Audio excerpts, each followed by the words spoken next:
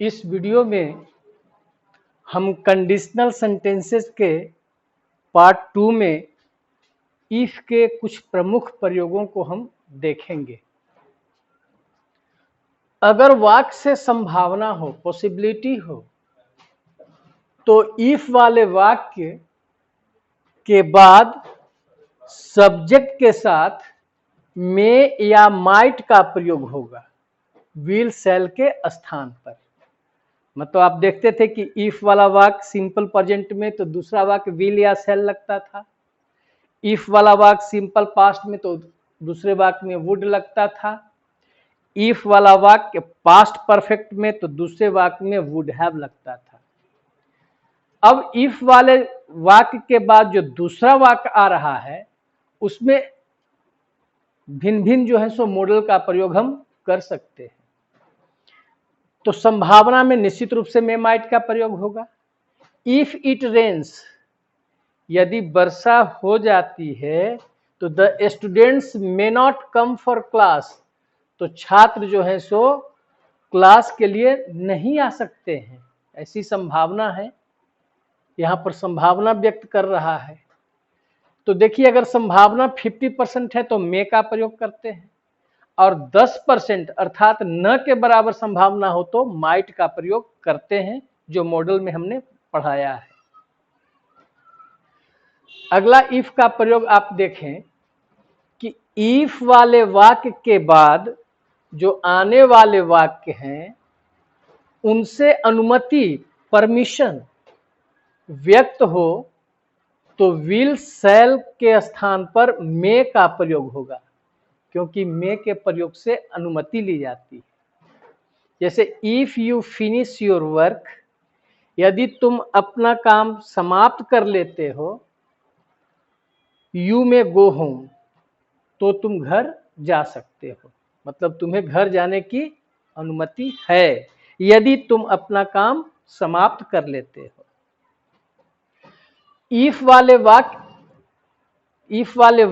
के बाद जो आने वाले वाक्य हैं, यदि आने वाले वाक्य से सलाह या उपदेश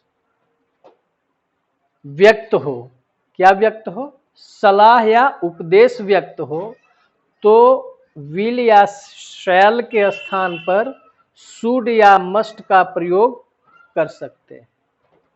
जैसे if you want to remain healthy, यदि आप हेल्दी रहना चाहते हैं तो यू शुड एक्सरसाइज रेगुलरली, तो आपको रेगुलरली नियमित रूप से एक्सरसाइज करना चाहिए, सलाह दे रहा है।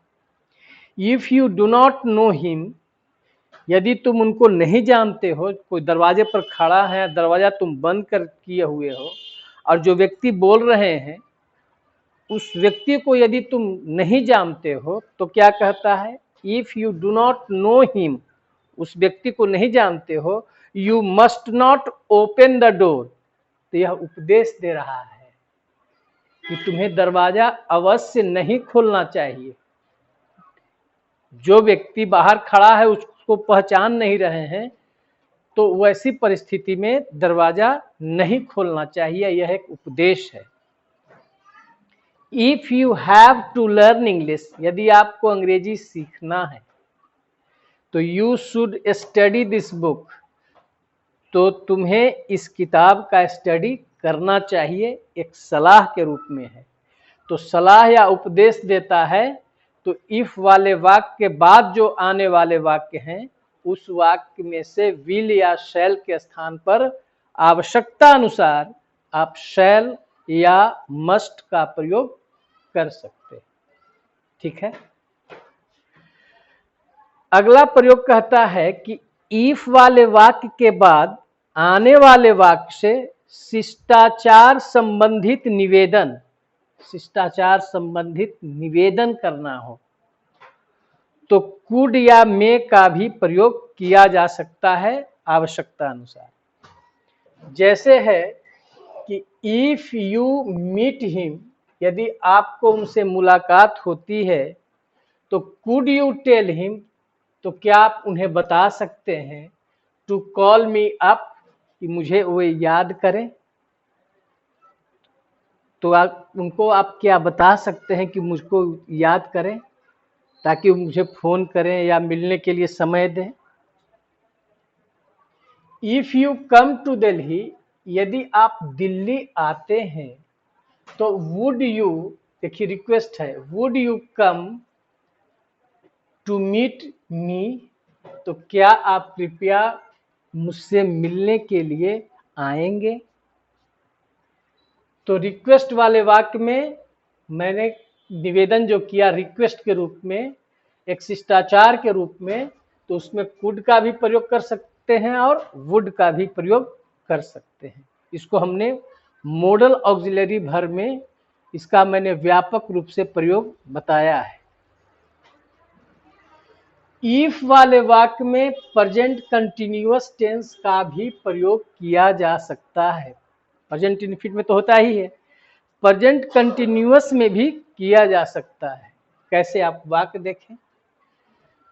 If you are waiting for the bus, यदि तुम बस का इंतजार कर रहे हो, तो यू हैड बेटर या यू शुड बेटर, तो अच्छा होगा कि आप टेक ए टैक्सी, आप एक टैक्सी ले लें। यह एक सलाह है, तो सलाह के रूप में आप यहाँ पर आप मॉडल में बताए हैं हैड बेटर या शुड बेटर का प्रयोग किया जाता है, या वुड रादर का भी प्रयोग किया जाता है। तो यदि आपसे कोई ट्रांसलेशन पूछे कि अच्छा होगा कि आप एक टैक्सी ले लें, अच्छा होगा कि आप एक टैक्सी ले लें, तो इसको आप तीनों तरह से बना सकते हैं। You had better take a taxi, you had better take a taxi, number 1। You should better take a taxi, should better, number 2। और नंबर 3 में you would rather take a taxi. अब यदि कहना है कि अच्छा होगा कि तुम अंग्रेजी सीख लो, तो you had better learn English, you should better learn English, या you would rather learn English. तो आपने एक चीज कॉमन तीनों के प्रयोग में पाया होगा कि हैड बेटर या शुड बेटर या वुड रादर के बाद बेयर इन्फिनिटिव आता है। बेयर इन्फिनिटिव मतलब वर्ब का पहला रूप, उसके पहले टू नहीं रहता है। आप तीनों के इस प्रयोग में आपने कॉमन देखा होगा।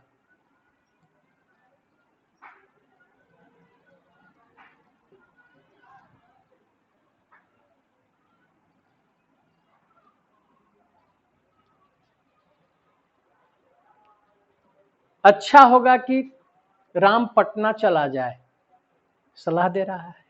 तो Ram had better go to Patna, Ram should better go to Patna, Ram would rather go to Patna. तीनों तरह से बना सकते हैं किसी को आप यदि सलाह देते हैं तो। अगला प्रयोग है कि इफ वाले वाक्य में प्रेजेंट परफेक्ट टेंस का भी प्रयोग किया जा सकता है। प्रेजेंट परफेक्ट टेंस का भी प्रयोग आप कर सकते हैं। अब उदाहरण से देखें, इफ यू हैव फिनिश्ड, देखिए have plus V3 present perfect में है। If you have finished your work, यदि आपने अपना काम समाप्त कर लिया है, तो यू में गो होम, तो आप घर जा सकते हैं, आपको घर जाने की अनुमति है। तो देखिए यहाँ पर अनुमति जब दिया जा रहा है तो विल या शैल के जगह पर हम प्रयोग कर रहे हैं मे का प्रयोग। ठीक है। इफ वाले वाक्य को आप प्रेजेंट परफेक्ट में कैसे बना रहे हैं।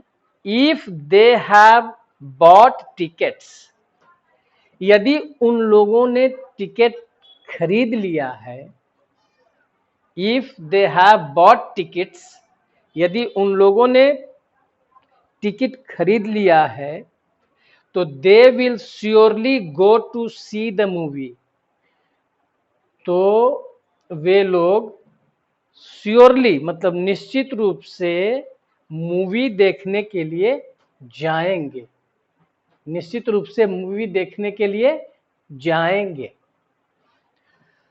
अब अंतिम प्रयोग आप देखिए,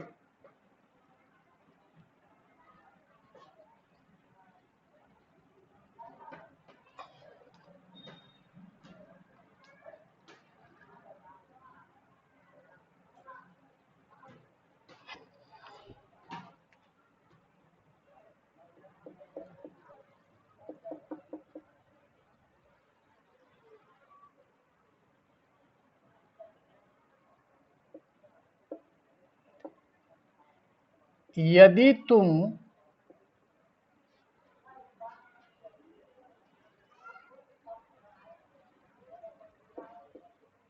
अच्छा अंक प्राप्त करोगे तो या तब लगा हुआ है, ये दोनों में से कोई आता है। यदि वाले वाक्य के बाद तो भी हिंदी आ सकता है या तब भी आ सकता है। तो कहता है क्या, यदि तुम अच्छा अंक प्राप्त करोगे मैं तुम्हें एक motor bike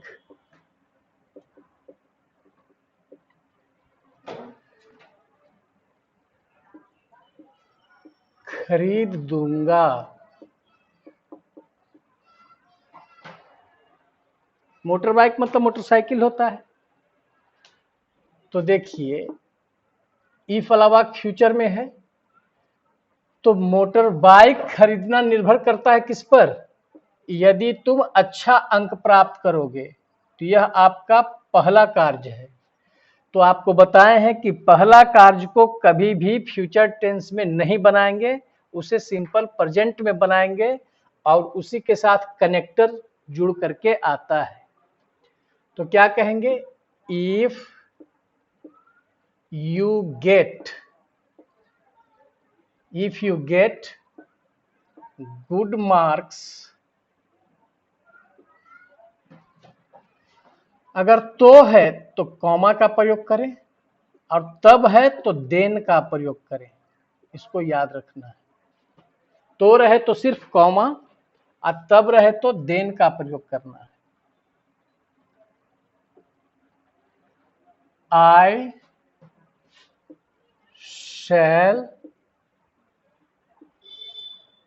buy you a motorbike. I shall buy you a motorbike.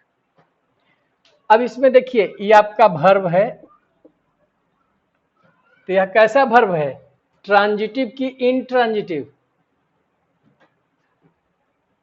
आप देख रहे हैं कि ऑब्जेक्ट आ रहा है,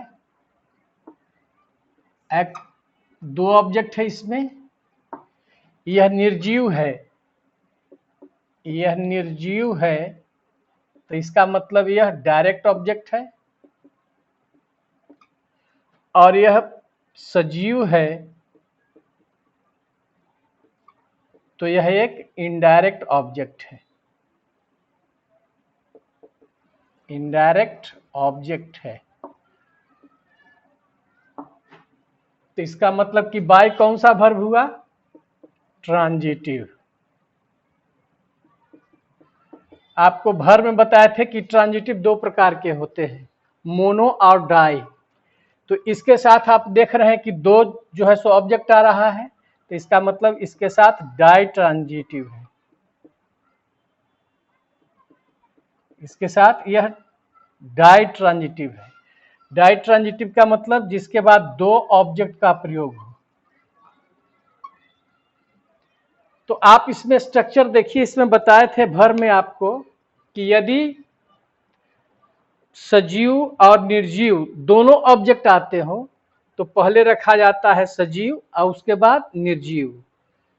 तो बनाए हैं I shall buy you a motorbike, ठीक है। अगर डायरेक्ट ऑब्जेक्ट पहले आ जाए और इनडायरेक्ट ऑब्जेक्ट बाद में, तो आपको याद रखना है कि बताए हैं कि उसमें डायरेक्ट ऑब्जेक्ट और इनडायरेक्ट ऑब्जेक्ट, डायरेक्ट ऑब्जेक्ट पहले इनडायरेक्ट ऑब्जेक्ट बाद में, तो टू या फॉर प्रीपोजिशन का प्रयोग निश्चित रूप से होगा। तो फॉर कब लगाएंगे? के लिए के अर्थ में, और टू कब लगाएंगे? काके कीको के अर्थ में। तो इसको आप चेंज कीजिए, पहले लाइए आप निर्जीव। तो I shall buy a motorbike, मैं एक मोटर बाइक खरीदूंगा तुम्हारे लिए। तो I shall buy a motorbike for you. ठीक है, तो इसमें आप याद रखेंगे कि इनडायरेक्ट ऑब्जेक्ट पहले आए और डायरेक्ट ऑब्जेक्ट बाद में, तो निश्चित रूप से इन दोनों के बीच कुछ नहीं आएगा, सीधा सीधी इनका प्रयोग होगा। लेकिन डायरेक्ट ऑब्जेक्ट पहले आ जाए जो निर्जीव है और इनडायरेक्ट ऑब्जेक्ट बाद में, तो दो प्रीपोजिशन में से किसी का प्रयोग जरूर होगा, टू होगा या फॉर। तो टू का प्रयोग कब करेंगे? जब काके की को का अर्थ हो। और फॉर का प्रयोग कब करेंगे? जब के लिए का अर्थ हो। अब जैसे मान लीजिए कि उसने एक कलम दिया मुझको, तो he gave a pen to me या फॉर मी, मुझको, काके की को, तो टू का प्रयोग होगा। ठीक है, तो ऐसे इसका पूरा चर्चा हमने वर्ब चैप्टर में ही किया है। यहाँ पर थोड़ा सा उस बात को बता दिए कि कंडीशनल वाक्य में, इफ वाला वाक्य में जब तो हिंदी रहे तो कॉमा और तब रहे तो देन का प्रयोग करते हैं। ठीक है, इस तरह से आपका कंडीशनल सेंटेंस खत्म हुआ, जिसको मैंने दो पार्ट में यहाँ हम बताए हैं। एक बार जरूर अच्छा से अध्ययन कर लेंगे, यदि कंजंक्शन पढ़े होंगे तो जरूर अच्छा लगेगा। और जितनी गहराई थी इफ का प्रयोग का, वो सारा प्रयोग मैंने इसमें बताया है। ठीक है, धन्यवाद।